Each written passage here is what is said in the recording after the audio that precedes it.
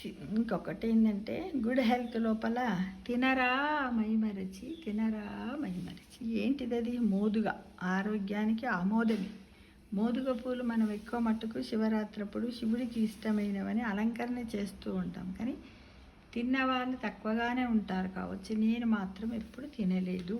మీరు ఎవరైనా తింటే కామెంట్ బాక్స్లో పెట్టండి. మన ఆహార సంస్కృతిలో ప్రతి ఆకుకి, ప్రతి కాయకి, ప్రతి విత్తనానికి ఒక ఆరోగ్య తత్వం దాగి ఉంది. మోదుగ ఆకులు ఔషధానికే కాదు, ఆహారానికి కూడా పనికొస్తాయట. విష రసాయన పూరిత ఆహార ద్రవ్యాల బారి నుంచి మనల్ని మనం కాపాడుకోవటానికి ఇలాంటి ప్రత్యామ్నాయ ద్రవ్యాల వెతుకులాట కూడా అవసరమే అంటున్నారు. ప్రతి ఒక్కదాన్ని మనం వెతుక్కుంటూ తినాలి అని చెబుతున్నారు. అగ్నిపూలు అంటే మోదుగ చెట్టు అడవిలో పెరిగే మహావృక్షం. దీని పూలు చిలుక ముక్క ఆకారంలో ఉంటాయి కాబట్టి కింశుక అన్నారు. ఎర్రటి జ్వాలల్లా విరబూస్తాయి కాబట్టి అగ్నిపూలు లేదా ఫ్లేమ్ ఆఫ్ ద ఫారెస్ట్ అని కూడా అంటారు. బాగానే ఉంది, కానీ చాలా పొగరుగా బాస్టర్డ్ టెక్ అంటూ ఈ భారతీయ పూజనీయ వృక్షాన్ని కించపరచటమే అభ్యంతకరము. మోదుగ గింజల్ని తెలుగులో మోదుగ మాడ అంటారు. ఈ గింజలు పూర్వకాలపు మాడలనే నాణెమాకారంలో ఉండటమే కారణమని అంటున్నారు. మోదుగ ఆకులతో విస్తళ్ళు కుట్టి అందులో భోజనం చేస్తే వాత కఫ వ్యాధులు కలగకుండా మేలు చేస్తుందని ఆయుర్వేద గ్రంథాలు చెబుతున్నాయి. అడ్డాకు విస్తళ్ళ కన్నా మోదుగాకు విస్తళ్ళ ఆరోగ్యదాయకం. మోదుగులో రసాయనాలు ఉత్తమమైన క్షార గుణాలు కలిగి ఉంటాయట, కాబట్టి దీన్ని క్షారశ్రేష్ఠ అంటారు. ఏమంటారు? క్షారశ్రేష్ఠ అని కూడా అంటారు. కూర లేత మోదుగ ఆకులు చిరుచేదుగా ఉంటాయట.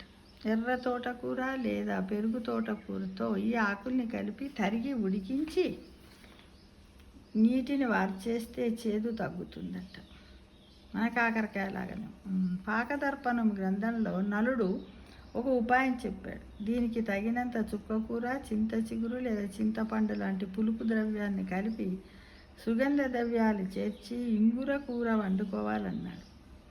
కఫవ్యాధులతోనూ వాత వ్యాధులతోనూ మాననటువంటి వ్రణాలు అంటే పుండ్లతోనూ ఇన్ఫెక్షన్లతోనూ సతమతమయ్యే వారికి తరచు మోదుగు లేతాకుల కూర వండి పెడితే తింటే ఆయా వ్యాధులు వాడే ఔషధాలు శక్తివంతంగా పనిచేస్తాయట. అంటే మోటివేట్ చేస్తాయన్నమాట ఆ మందులకి.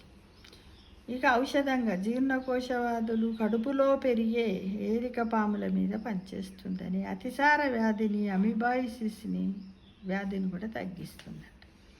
షుగర్ వ్యాధి ఉన్నవారికి మేలు చేస్తుందని నలుడు వివరించారు. ఇక విరేచనాలు అయ్యేలా కూడా చేస్తుందట. లివర్ వ్యాధుల్లో కూడా పనిచేసి పొట్ట లోపల అవయవాల్లో ఏర్పడే వాపును కూడా తగ్గిస్తుందట. నడుము చుట్టూ ఉన్న అవయవాలకు రక్త ప్రసారం పెరిగేలా చేస్తుందట. చర్మ వ్యాధుల మీద కూడా వీటికి ఔషధ ప్రయోజనం ఉన్నదట. కానీ మనకి ఏమీ తెలియదు అసలు. ఈ మోదుగును కేవలం ఫిబ్రవరిలోనే ఒక్కసారి శివరాత్రి అప్పుడు శివుడికి ఇష్టమని అలంకరణ చేస్తాము, అప్పుడే మనం చేతులతో ముట్టుకుంటాము అన్నవరకే నాకు తెలుసు మిత్రమా. ఇక టీ కూడా తయారు చేసుకోవచ్చట. మోదుగ ఆకుల్ని ఎండించి దంచిన పొడితో టీ కాచుకొని రోజు 2 పూటలు తీసుకుంటూ ఉంటే కూడా చాలా ప్రయోజనాలు కలుగుతాయట. కడుపులో పెరిగే ఏలిక పాములు కొట్టుకుపోతాయట. విరిగిన ఎముకలు త్వరగా అతుక్కునే గుణం కూడా ఉందట. ఎముక పుష్టినిస్తుందంట. మోనోపాజ్ ఎదుర్కొంటున్న స్త్రీలకు మంచిదట. సోరియాసిస్ లాంటి చర్మవ్యాధుల మీద పనిచేస్తుంది.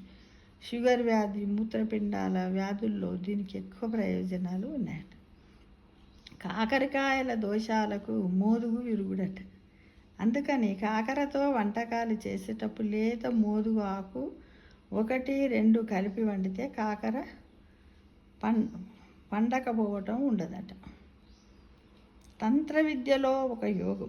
మోదుగ గింజల్ని మెత్తగా దంచి ఉసిరికాయల రసం పోసి 7 రోజుల పాటు ఆ తర్వాత ఆవు పాలు పోసి 7 రోజుల పాటు నానబెట్టి ఎండించిన పొడిని పావు నుండి అర చెంచా ముత్తాదులో తేనెతో రోజు ఉదయాన్నే విధి ప్రకారం తీసుకొని పాలు తాగుతూ ఉంటే దూరదృష్టి కలుగుతుందని తంత్రశాస్త్ర గ్రంథాల్లో ఉందంటే మన కళ్ళదు నేత్రాలను కూడా మంచిగా చేస్తుంది అనమాట. అంటే ఇన్ని ఔషధ గుణాలు ఉన్నటువంటి ఈ మోదుగ గురించి మనం చాలా రోజుల తర్వాత ఈ వయసులో తెలుసుకోవడం చాలా విచారకరంగా అనిపిస్తుంది మిత్రం.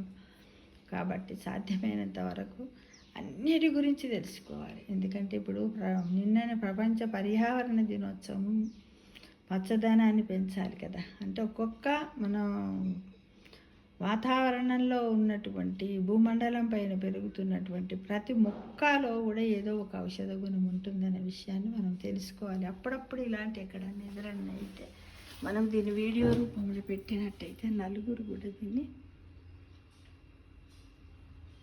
విని తెలుసుకుంటారు, నలుగురికి తెలియజేస్తారు. మనకు కూడా ఒక తృప్తి ఉంటుంది. ఎంతో టైం పట్టదు. ఏదో మనం ఏవోలాగా బుక్స్ చదువుతాం కదా, దాన్ని ఒక 5 నిమిషాలలో వీడియో చేసి యూట్యూబ్లో పెడితే బాగుంటుంది అని ఉద్దేశం తప్ప ఏమీ లేదు మిత్రమా. ఆరోగ్యమే మహాభాగ్యం. సర్వే జనా సుఖినో భవంతు.